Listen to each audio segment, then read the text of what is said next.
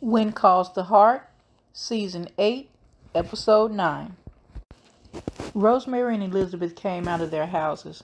Rosemary said, "Good morning, how are you doing?" Elizabeth said, "Well, the only thing that makes sense to me right now is the love I feel for my son." They started walking together. Rosemary was going into work early to help Florence find a dress. She was wondering why it took Rosemary and Ned so long to commit to each other. When Rosemary finished her sentence, Elizabeth asked, "Why do you suppose it took so long for Nathan to tell me about Fort Clay?" Rosemary said, "Well, perhaps he didn't think it was important enough to warrant upsetting you." "Not important enough? Elizabeth, Jack's death wasn't Nathan's fault. You know that, don't you?" "Rosemary, I just told you that nothing makes sense to me. So why would you think a comment like that would help?" "Because it's the truth." Elizabeth said, "Excuse me," and walked away alone. Rosemary stared after her. Clara was in the kitchen at the diner. She seemed overwhelmed. Minnie came through the door. Clara said, "Oh, Minnie, I'm so excited to see you." Minnie accepted the job at the diner. Rosemary and Molly were taking turns holding up dresses for Florence. Florence said no to all of them.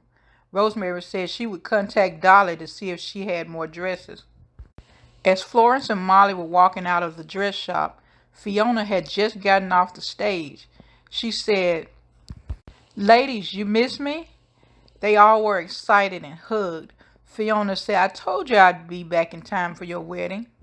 Allie went to the saloon to return a gift to Lucas. He asked, Do you mind me asking, why are you returning this?" She said, "You like Miss Thornton and so does Uncle Nathan." Lucas said, "I think I understand."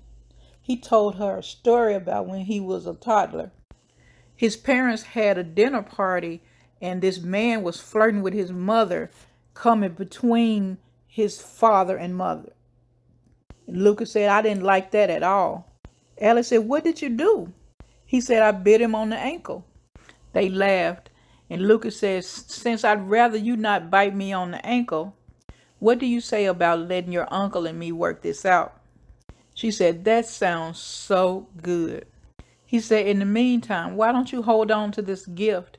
You might want to open it later." Lucas visited Elizabeth at the school. He wanted to let her know that Allie stopped by the saloon to talk to him. She said, "I know. I saw her coming out of the saloon. Evidently, you assured her that you and Nathan would work things out." Lucas said, "And we will. No one wants Allie remaining caught up in the middle of this." Elizabeth said, "I don't want to be caught in the middle either, Lucas." He said, "I didn't realize you felt that way." She said, "I'm sorry.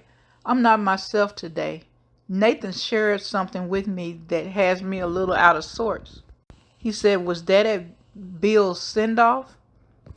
She said, "Yes." He said, "I haven't wanted to press you, but I hope you know you can always confide in me." She told him about Jack going on the training mission instead of Nathan. Lucas said, "And he has only told you this now?" She nodded, yes. He said, "I can't imagine how you must be feeling." She said, "I just don't understand how he could keep that truth from me for so long."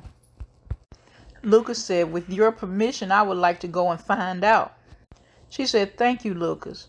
No, I'll speak with him myself." Lee went to the Canfield home to ask Joseph if he would pastor the church, but before he could get the whole question out, Joseph said yes. He said, "God's been nudging me in this direction for a long time. It just took him a while to get me to agree. It's just one thing I will need. You and I will have to take a little wagon ride." Lee said, "Okay." Carson was sitting on the dock. Faith came up. Carson told her he accepted the fellowship and he would be excited if she decided to go with him. Bill was taking fingerprints in the stolen car. Nathan walked by and told Bill that the owner called and said his neighbor admitted to taking the car for a joyride. Bill said, "Then how did the car get here?" Earlier, Henry and Christopher were talking. Henry asked Christopher how did he get to Hope Valley. Did you steal the car? He said no, his friend stole it. When he finished with it, he let me drive it. Nathan walked into the library. Rosemary said, I must admit, I'm a little surprised to see you here. Nathan said, hello, Rosemary. I'm full of surprises. I even read. Nathan told Rosemary he reads lots of books, but he still can't understand women. Not entirely. Anyway, Rosemary told Nathan she's been exactly in his position. For a short time, I was in love with Jack Thornton. We were even engaged. While I absolutely married the right man, I'd say I may have caused Elizabeth and Jack some unhappiness along the way.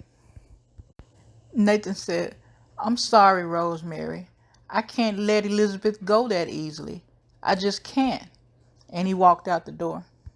Elizabeth went to the jail to talk to Nathan. She said, I want to know what took you so long to tell me what happened. Nathan said, I felt guilty. She said, I don't understand. After the accident, I requested a transfer here to Hope Valley. I never met Jack, but I knew he left behind a wife and a child. I felt that it was my responsibility to look after you, to protect you.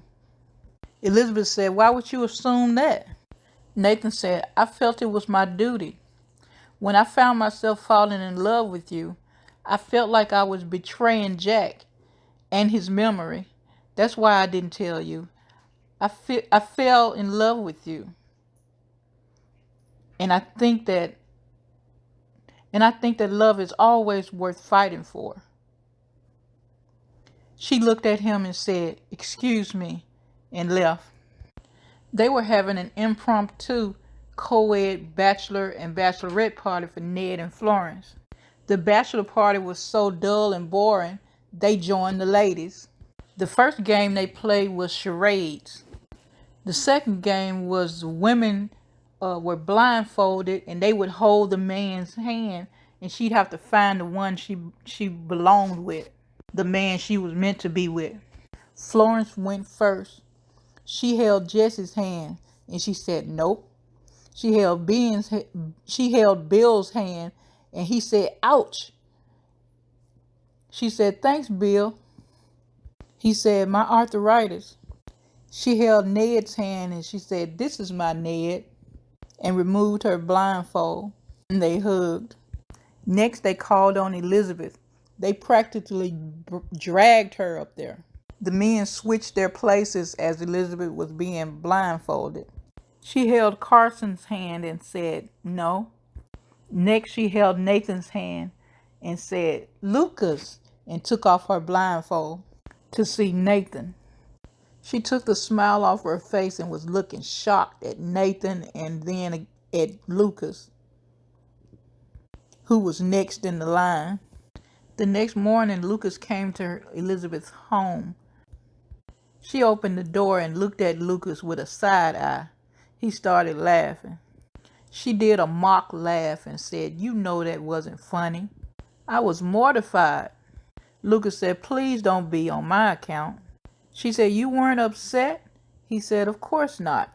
She said, what about Nathan? He said, I think he should be fine. Lucas said, did you have a chance to speak with him? She said, I did. I went by the jail. It was awkward. He told me again that he loves me. Lucas said, so what did you say to Nathan when he told you that he loves you again? She said, I said nothing. I just left.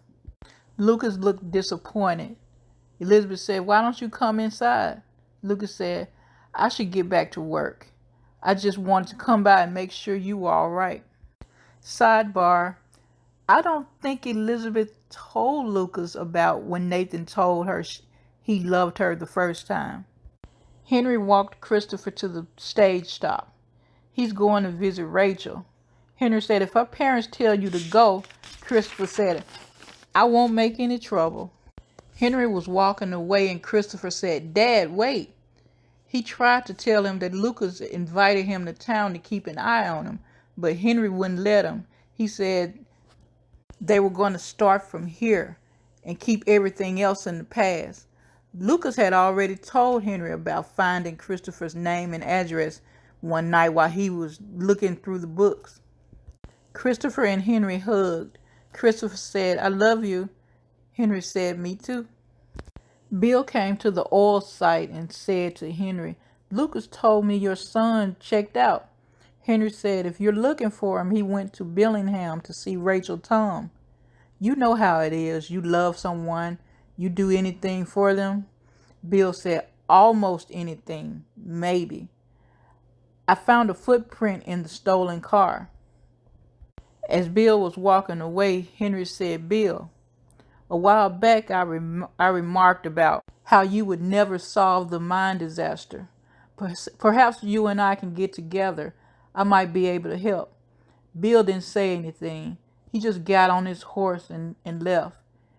Henry turned around and grabbed some shoes from a box. Then he threw them in a burning fire.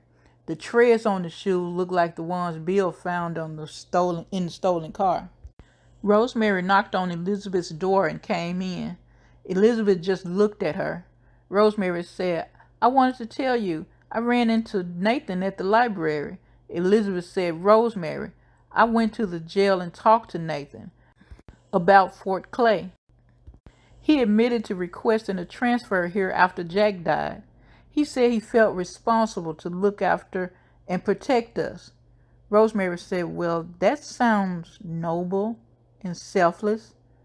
Elizabeth said, "I never asked him to be noble. I never asked him to fall in love with me." At the library, did you encourage Nathan in his feelings for me? Rosemary said, "No." Elizabeth said, "He told me that love is always worth fighting for." You didn't encourage him to continue? Rosemary said, "Elizabeth, would you like me to tell you what I actually said to him or simply assume for yourself? I only want what's best for you." Elizabeth said, "How would you know what's best for me? How would anyone know?" Rosemary said, "Perhaps I should leave." Elizabeth said, "Perhaps you should." Rosemary looked at little Jack and walked out the door. And that was the end of When Calls the Heart, Season 8, Episode 9. Sidebar: I don't know. When they played that blindfold game and Elizabeth, she was supposed to find the man she belonged to. It was just like a stupid game, but she was supposed to find the man that she was meant to be with. And she grabbed Nathan's hand and she said, "Lucas." So evidently Nathan's hand felt like the one she was meant to be with. I don't know. Maybe Nathan does have a chance.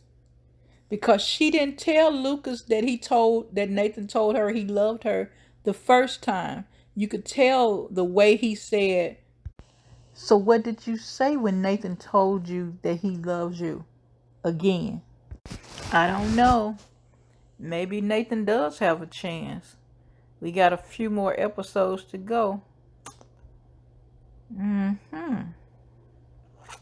Thanks for listening. Like, comment, subscribe.